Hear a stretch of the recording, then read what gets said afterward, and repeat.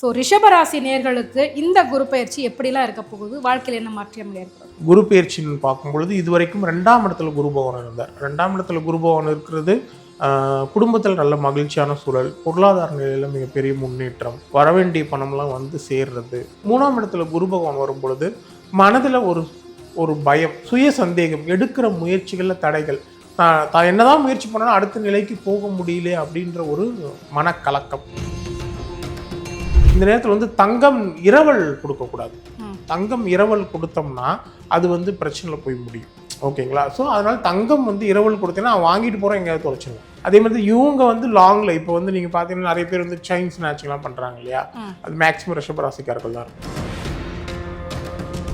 குரு சனியை பார்க்கறதுனால சனியுடைய அந்த தாமதம் தன்மை வந்து மாறிடும்.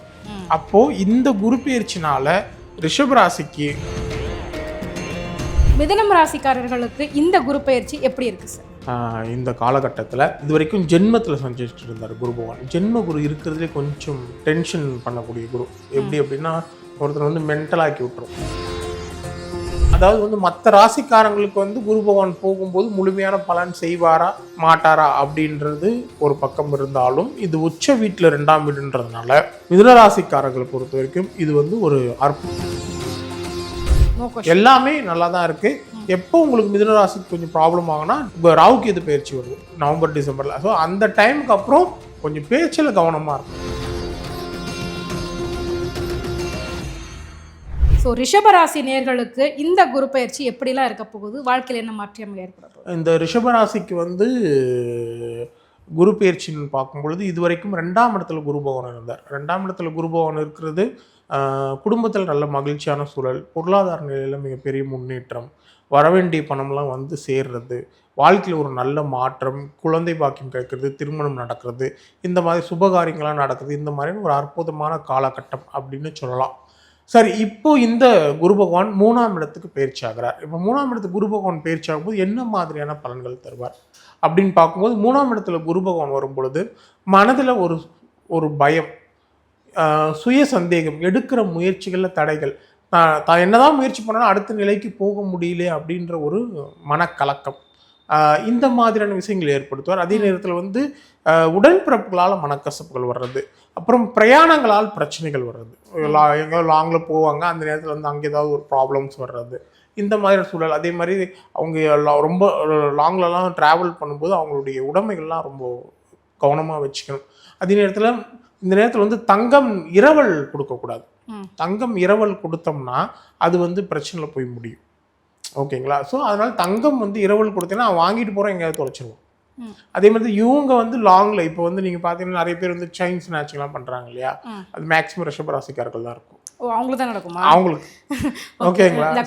இந்த காலகட்டத்தில் அதனால வந்து இந்த காலகட்டத்தில் வந்து தங்கம் விஷயத்துல கொஞ்சம் கவனமாக ரிஷபராசிக்காரங்க ரொம்ப கவனமா இருந்துக்காங்க. ஆமா, இந்த காலகட்டத்தில். மற்றபடி அவங்களுக்கு வந்து சனியோட இது நல்லா இருக்கு. சனி 11ல் இருக்காரு. நிறைய பேர் நினைப்பாங்க சனி 11ல் இருக்கிறதுனால பெரிய அளவு இன்னும் 11ல் வந்தால் ஊன்றாங்க, இன்னும் பெரிய முன்னேற்றம் இல்லை. ஆனால் சனி வந்து என்ன ஒரு விஷயம் அப்படின்னா ஒரு 1 இயர் தான் ஆயிருக்கு. என்ன ஒரு விஷயம்னா சனியை பொறுத்த வரைக்கும் சனி எதை செஞ்சாலும் கொஞ்சம் லேட்டாக செய்வார். அது எல்லாருக்குமே தெரியும். உடனே சார் கெடுதல் மட்டும் உடனே செய்யறாரு அப்படின்னு நினைப்பாங்க.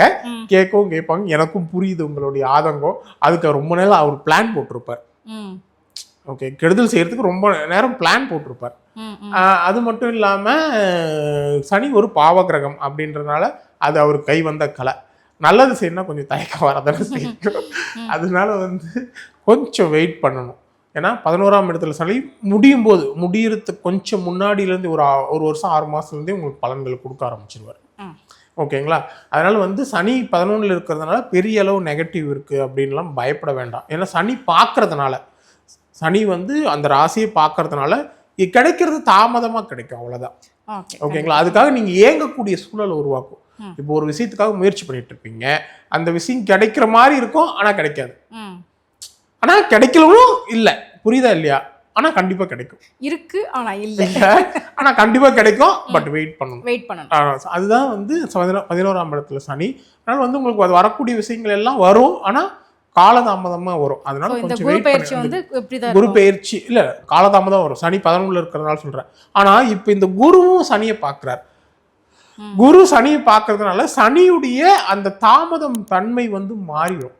அப்போ இந்த குரு பெயர்ச்சினால ரிஷபராசிக்கு ஒரு பக்கம் நெகட்டிவ் இருந்தாலும் சனியை பார்க்கறதுனால சனியோட நற்பலன்கள் முழுமையாக கிடைக்க வாய்ப்பு இருக்கு. கண்டிப்பா சார். அதனால வந்து இது வந்து ரிஷபராசியை பொறுத்த வரைக்கும் இது ஒரு நல்ல காலம்னு சொல்லலாம். ஸோ இவங்களுக்கான அந்த சொத்து சேர்க்கையெல்லாம் எப்படி இருக்கும் சார்? வீடு, வாகனம், வண்டி, இவங்க வந்து சொத்து வாங்குறது, விற்கிறது இந்த மாதிரியான விஷயங்களுக்கு முயற்சி பண்ணால் அந்த விஷயங்கள்லாம் இந்த காலகட்டத்தில் கண்டிப்பாக நடந்துடும். புதிய சொத்து வாங்குறது அப்படின்னாலும் விற்கிறதுனாலும் உடனுக்குடனே முடிஞ்சிடும்.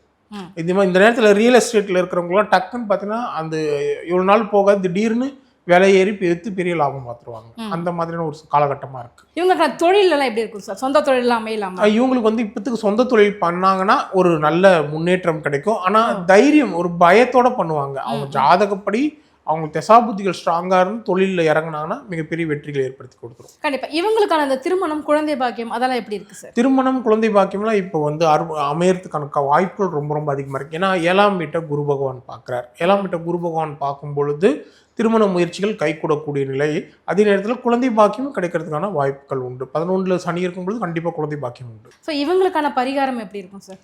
இவங்களுக்கான பரிகாரம் அப்படின்னா எந்த அளவுக்கு இந்த இயரில் வந்து தங்கம் அதிகமாக வாங்குறாங்களோ அந்த அளவுக்கு அவங்க லைஃப்பில் வந்து முன்னேற்றம் உண்டு. ரொம்ப கஷ்டமான பரிகாரம், சிம்பிளாக ஒரு பரிகாரம் சொல்லுங்களேன். தினமும் தங்கம் வாங்குங்க. தினமும் 10 ரூபாய்க்கு 20 ரூபாய்க்கு தங்கம் வாங்க டிஜிட்டலில். ஓ, அந்த மாதிரி. அதுதான் ஒரு அருமையான பரிகாரம். கூகுள் பேல போட்டிங்கன்னா தினைக்கும் 100 ரூபாய்க்கு தங்கம் வாங்கினே இருக்கலாம். அதுவே அவங்களுக்கு சூப்பர் பரிகாரம். Okay sir. ஸோ கண்டிப்பாக இந்த பரிகாரத்தை செய்வதன் மூலமா ரிஷபராசிக்காரங்க இருக்கிற வரை இன்னும் ஒரு படி மேலே போவாங்க. கண்டிப்பாக. சிறப்பான ஒரு பரிகாரம். அடுத்தபடியாக மிதுனம் ராசி சார். மிதுனம் ராசிக்காரர்களுக்கு இந்த குரு பயிற்சி எப்படி இருக்கு சார்? மிதுன ராசிக்காரை பொறுத்த வரைக்கும் இந்த காலகட்டத்தில் இது வரைக்கும் ஜென்மத்தில் சஞ்சரிச்சுட்டு இருந்தார் குரு பகவான். ஜென்ம குரு இருக்கிறதுலே கொஞ்சம் டென்ஷன் பண்ணக்கூடிய குரு. எப்படி அப்படின்னா ஒருத்தர் வந்து மென்டலாக்கி விட்டுரும். எந்த இடத்துல குரு இருப்பாரு? ராசியில. அவங்க ராசியிலே குரு இருக்கும்போது மன குழப்பம் அதிகமாக இருக்கும், மன அழுத்தம் அதிகமாக இருக்கும். கடந்த காலத்தில் இந்த குற்ற உணர்ச்சி, கடந்த காலத்தில் வந்து நம்ம ஏதோ ஒரு தப்பு பண்ணியிருப்போம், அதனால நமக்கு ஒரு பிரச்சனைகள் வந்திருக்கும். அதை நினச்சி மனசு கவலைப்படுறது, அடுத்த நிலைமைக்கு போகிறது கஷ்டப்படுறது. ஓகேங்களா? எதிர்காலம் இப்படியே இருக்குமான்ற ஒரு பயம், சுய சந்தேகம், தன்னால் முடியுமா முடியாதா அப்படின்ற சுய சந்தேகம், தேவையில்லாமல் மற்றவர்களால் வரக்கூடிய பிரச்சனைனால எதிர்மறை சிந்தனைகள். ஸோ இந்த மாதிரியான விஷயங்கள்லாம் ஜென்ம குரு கொடுப்பார். இது மாதிரி தான் மிதுன ராசிக்கு இவ்வளோ நாள் இருந்தது. இப்போது 2ஆம் இடத்துக்கு குரு பகவான் போகிறார். எப்பவுமே 2ஆம் இடத்துல குரு பகவான் போகிறது நன்மை தான். குடும்பத்தில் நல்ல மகிழ்ச்சியான சூழல் வரும், பொருளாதார நிலையில் மிகப்பெரிய உயர்வுகள் வரும். இவங்க பேச்சால், அதாவது இதுக்கு முன்னாடி சரியாக இவங்களுடைய பேச்சுக்கள் வந்து எடுபடலைனாலும் இவங்க பேச்சு மதிப்பு மிக்கதாக மாறக்கூடியதாகவும் கவர்ச்சி மிக்கதாக இருக்கக்கூடிய, அதுக்கு தனி மரியாதை கிடைக்கக்கூடியதாக இருக்கிறதாகவும் மாறும். ஸோ அதே நேரத்தில் வீட்டில் சுபகாரியம், திருமணம் நடக்காதவங்களுக்கு திருமணம் நடக்கிறது, குழந்தை பாக்கியம் கிடைக்கிறது, இந்த மாதிரி ஒரு அற்புதமான காலகட்டமாக இவங்களுக்கு மாறப்போது. அது இல்லாமல் 2ஆம் வீடு வந்து உச்ச வீடு.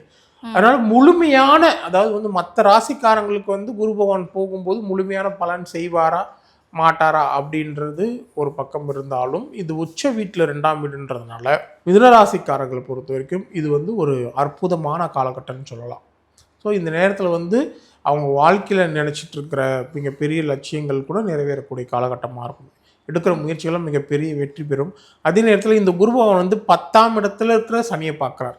ஸோ 10ஆம் இடத்துல சனி இருக்கும் பொழுது என்னென்னா, தொழிலில் உத்தியோகத்தில் ஒரு நிரந்தரமற்ற சூழல் இருக்கும், ஒரு மனக்கவலை இருக்கும், இது நிலைக்குமா நிலைக்காதா அப்படின்ற எண்ணம் இருக்கும் 10ஆம் இடத்துல சனி இருக்கும் பொழுது. ஆனால் அந்த 10ல் இருக்கிற சனியை குரு பார்க்கும் பொழுது அந்த தொழிலில் மிகப்பெரிய வளர்ச்சிகளை கொடுக்கும். ஏன்னா குரு தான் வளர்ச்சிக்கான கிரகம். ஓகேங்களா? சனி 10ல் இருக்கும்போது குரு பார்க்குறாரு. குரு பார்க்கும் பொழுது அது வளர்ச்சி, அதாவது தொழில் ரீதியாக மிகப்பெரிய வளர்ச்சிகளை கொடுக்கக்கூடிய காலகட்டம்.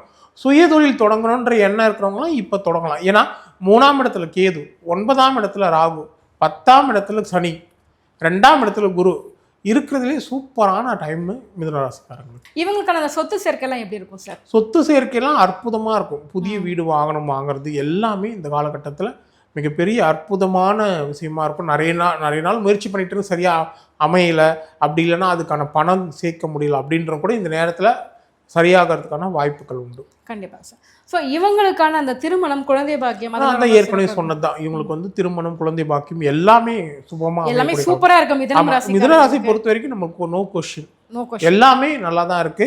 எப்போ உங்களுக்கு மிதுன ராசிக்கு கொஞ்சம் ப்ராப்ளம் ஆகுனா டிசம்பருக்கு அப்போ ராகு கேது பயிற்சி வருது, நவம்பர் டிசம்பர்ல. ஸோ அந்த டைமுக்கு அப்புறம் கொஞ்சம் பேச்சில் கவனமாக இருக்கணும், மற்றபடி நெகட்டிவ்ஸ் கிடையாது. Okay sir. ஸோ இவங்களுக்கான பரிகாரம் என்ன சொல்லுவீங்க? இவங்களுக்கான பரிகாரம் அப்படின்னு பார்க்கும் பொழுது காஞ்சிபுரத்தில் இருக்க வரதராஜ பெருமாள் இருக்கு இல்லையா, அந்த வரதராஜ பெருமாளை போய் பார்த்துட்டு வியாழக்கிழமையில போய் தரிசனம் பண்ணிட்டு அங்கே வந்து லட்டு தானம் பண்ணிட்டு வர்றது ஒரு அற்புதமான பரிகாரம். கண்டிப்பாக சார்.